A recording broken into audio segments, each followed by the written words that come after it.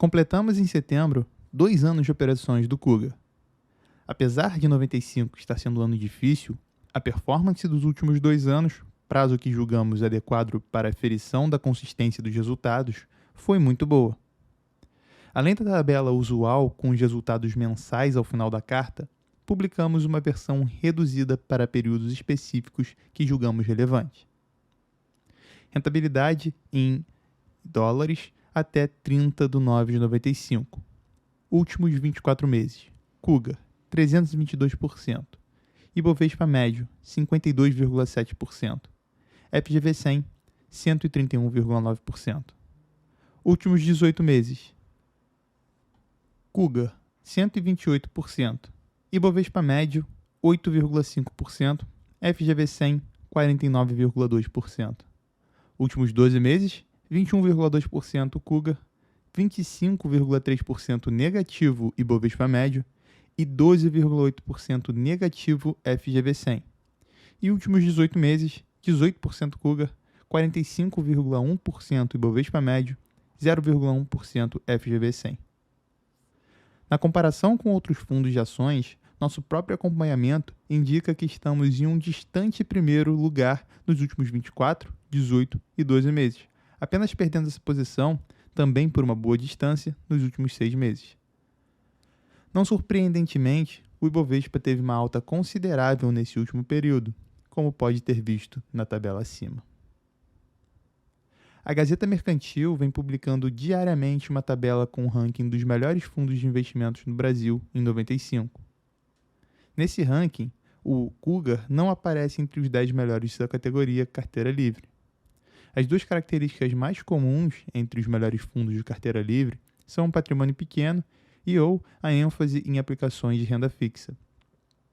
Naturalmente, num ano ruim para a Bolsa, os fundos que aplicam parte, se não todo o patrimônio em renda fixa, têm uma rentabilidade melhor.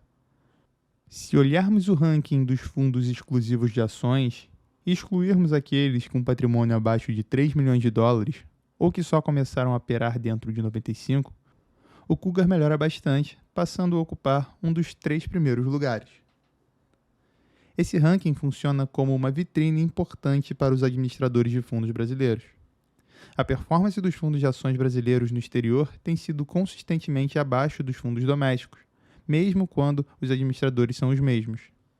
A única exceção é o Geo Summit Fund, Class Dynamo, administrado pela Dynamo, cuja performance tem sido quase idêntica à do Cougar.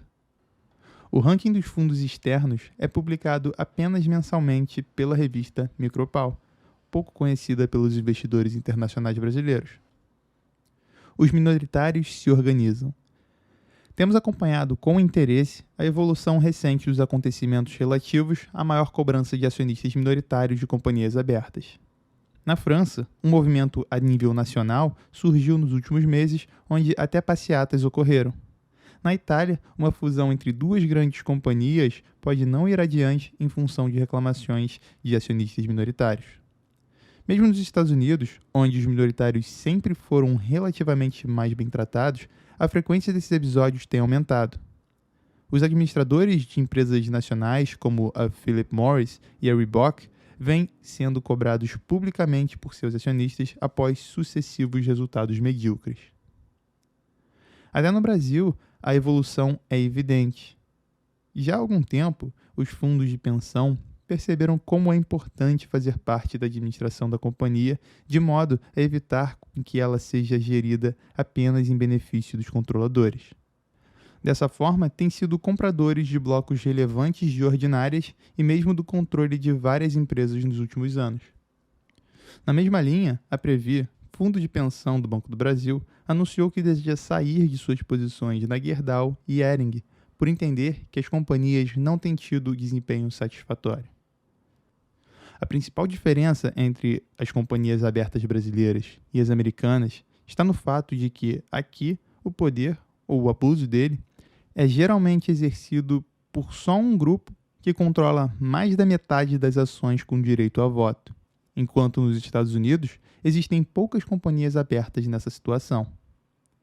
Até a metade da década de 80, os administradores de companhias americanas eram de fato os controladores, pois as ações com direito de voto estavam tão pulverizadas que era difícil se organizar um grupo de acionistas que pudesse, de fato, exercer pressão sobre as companhias. Era inclusive proibido a um acionista minoritário conversar com mais de 10 outros antes das assembleias sem pedir permissão à SEC, o que não era o caso para os administradores. De modo que, em todas as assembleias, a posição dos administradores era muito mais forte, pois já haviam assegurado apoio suficiente para suas propostas. Essa situação levou a uma perda de foco e competitividade das empresas americanas, cujos administradores só se interessavam em aumentar seu poder de influência através de aquisições de outras companhias com retornos medíocres para os acionistas. Com o crescimento do mercado de junk bonds, os acionistas minoritários puderam passar da retórica à ação, pois tornou-se possível financiar propostas de compra de controle em bolsa. Pela primeira vez, os administradores se viram realmente ameaçados. E, mesmo aqueles que venciam a batalha pelo controle da companhia, acabavam tomando as mesmas medidas que os compradores estavam propondo. Essas medidas passavam sempre por corte de custos supérfluos, incluindo mordomias exageradas para os executivos, venda dos negócios fora do core business, maior pagamento de dividendos, recompra de ações e maior alavancagem. De fato, estivemos recentemente em alguns seminários com empresas americanas e ficamos impressionados com a ênfase e frequência com que o assunto de geração de valor para os acionistas foi abordado. E o mais importante é que o discurso vem sempre acompanhado por medidas práticas no mesmo sentido. O nosso ponto de vista.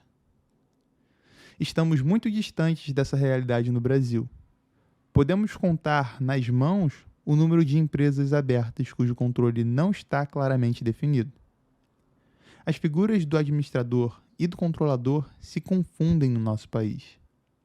É muito mais difícil para os minoritários se defenderem no Brasil, pois nunca conseguirão vencer as votações nas assembleias. A alternativa é se manifestar publicamente contra os abusos e deixar os preços das ações de companhias que não respeitam os minoritários se depreciarem. A política de tratamento do acionista minoritário é um dos nossos principais critérios de análise. Em última instância, o que tentamos avaliar é até que ponto os nossos interesses são coincidentes, diferentes ou conflitantes com os do acionista majoritário. Em muitos casos, nossa conclusão é que os acionistas minoritários estão, na verdade, dormindo com o inimigo. Para chegarmos a esse tipo de conclusão, analisamos um conjunto de fatores, dentre os quais destacamos: dividendos. A distribuição de dividendos não é importante do ponto de vista de retorno do investimento.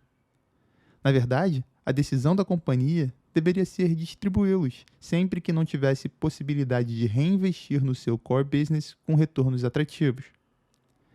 A empresa do mais bem-sucedido norte-americano Warren Buffett nunca pagou dividendos, mas seus acionistas não reclamam, pois ele sempre foi capaz de reinvestir os lucros a uma taxa bem maior do que cada um deles poderia obter individualmente.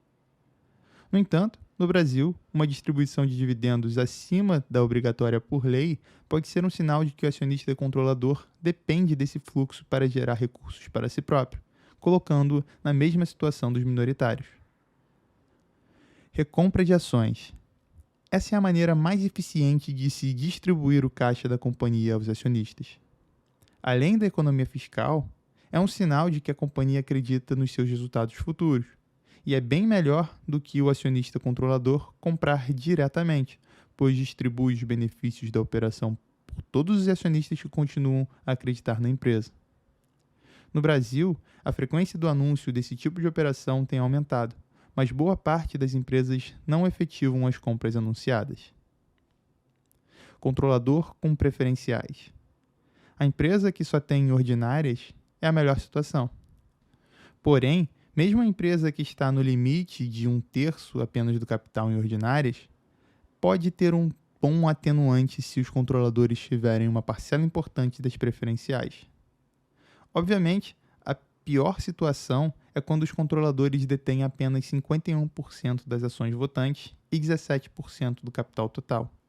pois a participação deles em todo o trabalho de melhora das companhias acaba sendo relativamente pequena. Remuneração dos administradores. Acreditamos ser extremamente importante que os administradores tenham uma parcela relevante de sua remuneração como função dos lucros obtidos. Esse valor pode ser distribuído através de participação nos lucros anuais e ou via venda de participação acionária. Na maior parte das companhias, a venda é feita via, entre aspas, doação de opções aos administradores, o que já é bom, mas apenas parcialmente. Chamamos de doação, pois as opções já têm valor quando são alocadas aos executivos, como qualquer operador de derivativos pode confirmar. Além disso, esse sistema resulta em que os administradores não tenham nenhuma parcela de seu patrimônio no risco junto com os demais acionistas, ou seja, na pior hipótese, eles não perdem nada. Do nosso ponto de vista, o ideal é que os executivos tenham que de fato desembolsar recursos próprios para comprar ações da companhia. Ao contrário da maioria dos investidores, achamos ótimo quando os executivos compram ações de suas companhias no mercado. É razoável que o pacote de remuneração inclua também um percentual dos lucros anuais e talvez até um programa de opções, desde que tal programa não seja meramente uma complementação salarial disfarçada. O importante é que os administradores tenham interesses inteiramente coincidentes com os dos acionistas. Remuneração dos funcionários. Por último, é também interessante que todos na empresa tenham uma parcela razoável de sua remuneração atreladas a algum critério pré-estabelecido de performance individual e da companhia.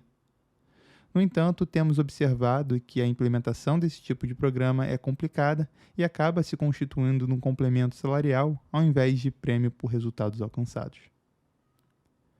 Além desses fatores, o contato pessoal frequente com os executivos é fundamental, pois nos permite entender como pensam e reagem a novas situações. O grau de importância que atribuímos a cada um dos fatores também varia de acordo com a empresa. Um ponto que achamos negativo em nossa análise é quando o, entre aspas, marketing de venda das ações é exagerado. Companhias cujos profissionais de relações com investidores estão sempre reclamando da falta de visão do mercado acionário, cujos relatórios anuais são sempre os mais bonitos e caros, ou cujas apresentações são as mais coloridas, acabam nos passando a impressão, nem sempre correta, que falta substância ao produto, ou melhor, às ações. A situação tem evoluído muito no Brasil nos últimos tempos. Com a valorização geral do mercado, passou a ser possível para os controladores ganhar mais com a valorização do seu estoque de ações do que com o fluxo de recursos que passava pela companhia. Nesse sentido, algumas empresas mudaram sensivelmente o tratamento dos minoritários, o que resultou em um considerável aumento dos seus valores em bolsa. No momento, o fator mais importante para que os interesses dos minoritários sejam inteiramente coincidentes com os do controlador é a redução da alíquota do imposto de renda.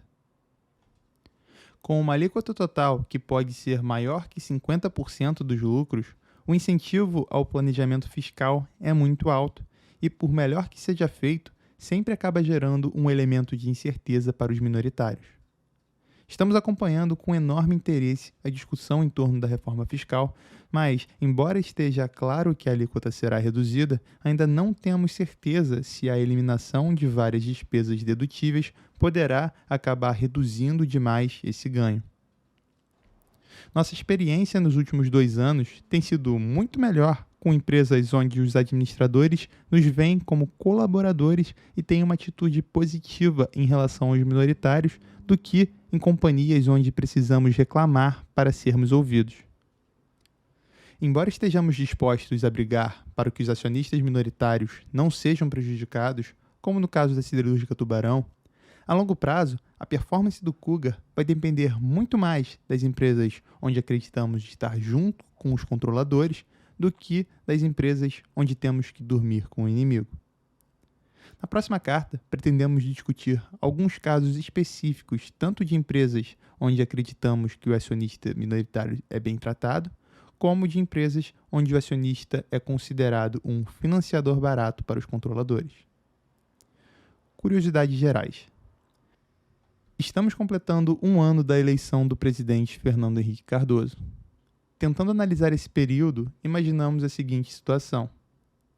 Há um ano atrás, o investidor teria acesso aos jornais de hoje e saberia antecipadamente que 1. O dólar estaria perto de R$ 0,95. 2. Que a inflação estaria abaixo de 1% ao mês. 3. Que a economia teria crescido perto de 5% em 95. 4. Que as reservas cambiais estariam em torno de 50 bilhões de dólares. E 5. Que as reformas constitucionais teriam sido aprovadas em sua grande maioria. A única informação de que não dispunha era a que nível estava a bolsa. O que teria feito esse investidor? Provavelmente comprado ações e perdido muito dinheiro, pois o Ibovespa nos últimos 12 meses caiu 25,3% e o FGV-100 caiu 12,8%. Achamos que o ponto ilustra como é difícil tentar acertar os movimentos globais de mercado ou investir confiando apenas em uma análise macro. É raro encontrar um bom economista, mas raro ainda um bom economista com conhecimento profundo do mercado financeiro e quase impossível achar um que tenha timing. Mesmo assim, pode não adiantar nada. O impressionante é que, por vezes, nem saber as notícias do ano seguinte é suficiente para se investir com segurança. Nossas previsões expressas na carta anterior sobre as blue chips se provaram, pelo menos até agora, totalmente erradas. No entanto, para reforçar nosso ponto de que existe um alto risco dos interesses do controlador nas estatais, o Tesouro, não serem coincidentes com os dos acionistas minoritários, transcrevemos abaixo o artigo 238 da Lei da SA. Esse artigo basicamente fornece respaldo legal a alguns possíveis abusos de poder do acionista controlador em casos de sociedade de economia mista. Artigo 238. A pessoa jurídica que controla a companhia de economia mista tem os deveres e responsabilidades do acionista controlador, artigos 166 e 117, mas poderá orientar as atividades da companhia de modo a atender o interesse público que justificou sua criação. Grifo nosso.